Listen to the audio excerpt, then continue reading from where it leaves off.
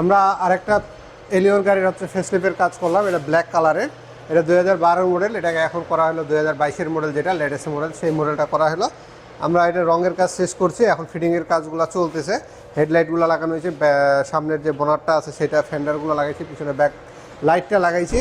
আর এইখানে হচ্ছে যে সামনের প্লাস্টিক বাম্পারটা আছে আর গ্রিলটা আছে সেটাকে ফিটিং করা হচ্ছে। এটার কাজ শেষ হলে আমরা এই গাড়িতে ফিটিং করে দিব, দিয়ে এটা আমরা আগামীকালকে হচ্ছে ডেলিভারি দেওয়ার জন্য হচ্ছে একটা প্রস্তুতি নেওয়া হচ্ছে। তো আসলে এই ফেসলিফটগুলো করার ক্ষেত্রে আমাদের হচ্ছে বিভিন্ন দিকগুলো লক্ষ্য রাখতে হচ্ছে। ফেসলিফট করার ক্ষেত্রে আমাদের অনেকেই চিন্তা ভাবনা করতেছি আমরা, যেরকম এই গাড়িটাতে নিয়ে যদি আমরা একটু আলোচনা করি, এই গাড়ির মালিক হচ্ছে সামনের 4টে পার্টকে রং করার টার্গেট নিয়ে আসছিলো, যে ফেসলিফটগুলো আমরা চেঞ্জ করবো সেই পার্টগুলোকে। কিন্তু ব্যাকডালা কিংবা পিছনের জন্য কাজের হচ্ছে রঙের কোনো এস্টিমেট আমরা শুরুতে দিই নাই, কিন্তু পরবর্তীতে রং করার প্রয়োজন হয়েছে। সেটা কেন করার প্রয়োজন হয়েছে সেটাও আমরা একটু আপনাদেরকে দেখাবো। আর এইটার হচ্ছে ফেসলিফট করতে গেলে আমাদের প্রথমে আসি আমরা হচ্ছে পার্টস নিয়ে। পার্টস আমাদের দুই ধরনের আছে, একটা চায়না আছে আর একটা হচ্ছে জাপান আছে, অরিজিনাল যেটা সেটা বলি। তো আমরা সাধারণত ফেসলিফটগুলো করতেছি চায়না পার্টস দিয়ে। তো চায়না পার্টস দিয়ে যখন আমরা ফেসলিফট করতেছি তখন আমাদের কিন্তু একটা ইস্যু চলে আসে হেডলাইটের ব্যাপারগুলোতে। তো হেডলাইটগুলো আমাদের চায়না লাগার কারণে কিন্তু হেডলাইটে অনেক সময় একটু ঘামে, যেটা আমরা পানির ঘামা বলি, কিংবা পানির বাষ্পতে হচ্ছে হেডলাইটগুলো হচ্ছে ঢাকা হয়ে যায়। তো চায়না লাইটের হচ্ছে এটা কমন প্রবলেম। এটা যে কোনো আপনি চায়না লাইট লাগাইলে হচ্ছে এই হেডলাইটের সামনের দিকে হচ্ছে বাষ্পের মতন দেখা যাবে। তো এটাকে মেনেই আপনার হচ্ছে গাড়িটাকে চালাইতে হবে। কিন্তু আমরা যে গাড়িগুলোতে লাগাইছি সেগুলোর হচ্ছে পরবর্তীতে দেখা যাচ্ছে যে 1-2 সপ্তাহ পরে তারপরে কিন্তু এই ঘামাটা অটোমেটিক বন্ধ হয়ে যাচ্ছে। এটা হিটের কারণে হয়। প্রথমে যেহেতু আপনার একটা লাইট ইনটেক করা থাকে, সেখানে ভিতরে বাষ্প থাকে, কিংবা বাতাসের কারণে কিংবা হিটের কারণে, যে কোনো একটা কারণে ভিতরে হচ্ছে বাষ্প হয়ে জমে যাচ্ছে। এই সামনে দেখতে গেলে কিছুক্ষণ চললেই আবার ওটা স্বাভাবিক হয়ে যাচ্ছে।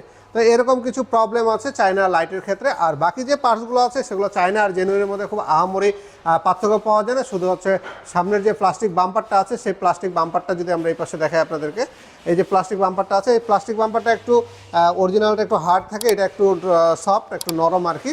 আর যে গ্রিলটা আছে, গ্রিলটাও আপনার হচ্ছে চায়নাটা হচ্ছে ভালোই লাস্টিং করে, খারাপ না, 2-3 বছর আরামে এটা খুব সুন্দর চলবে।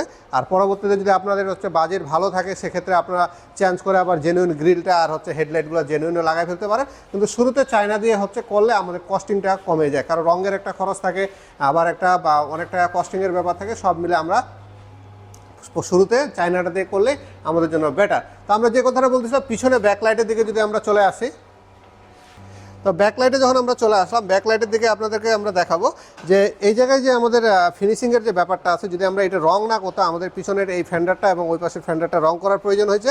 কারণ হচ্ছে এইখানে যখন আমরা মিলাইতে গেছি তখন হচ্ছে এই জায়গার মিলানোটা আমাদের একুরেটভাবে হচ্ছিল না। আর একুরেটভাবে না হওয়ার কারণে আমাদের এখানে ডেন্টিং করার প্রয়োজন আছে। ডেন্টিং করার প্রয়োজন হলেই আমাদের হচ্ছে রং করতে হবে, এটাই স্বাভাবিক। কারণ হচ্ছে যেহেতু ডেন্টিং হচ্ছে কিছু হাতুড়ির বাড়ি দিতে হয় কিংবা হিট দিতে হয়, বিভিন্নভাবে ডেন্টিংটা করা হয়।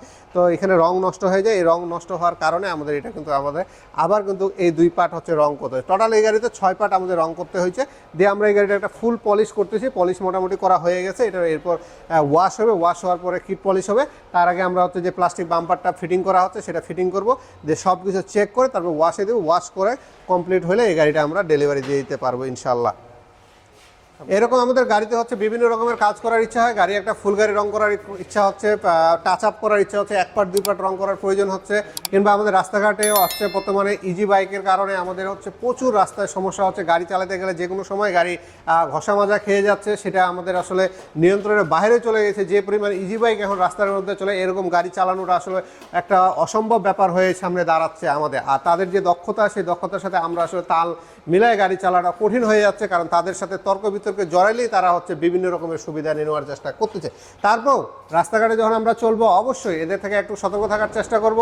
আপনি যদি, ওনারা তো কথা শুনবে না, কোনোভাবে শোনানোও সম্ভব না, কারণ ওনাদের যে শিক্ষাগত যোগ্যতা কিংবা ওনাদের মন মানসিকতা সেটা আমাদের পরিবর্তন করা এই মুহূর্তে সম্ভব না আমাদের কারো দ্বারায়। তো আমরা নিজেকে ঠিক হয়ে যেতে হবে। ঠিক হয়ে আমাদের গাড়িগুলোকে যতটা সেভে চালানো যায় সেইভাবে চালাইতে হবে। আর রাস্তার তো কথা বলার কোনো অবকাশই নাই। ঢাকা শহরে চলার একটা অচল অবস্থা হয়ে গেছে আমাদের এই ইজি অটো রিক্সাগুলোর জন্য। এই রিক্সাগুলো আসলে যত বাড়তেছে আমাদের তত বিপদও সামনে বাড়তেছে।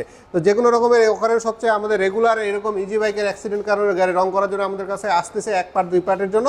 আপনারা তারপর সাবধানে গাড়ি চালাবেন। তো এরকম ফেসলিফের করার প্রয়োজন হলে, রং করার প্রয়োজন হলে, যে কোনো হাইব্রিড এবং নন হাইব্রিড গাড়ি যে কোনো সাপোর্টের জন্য আমরা স্পিড অটো গিয়ার আপনাদের সাথে আছি সব সময়।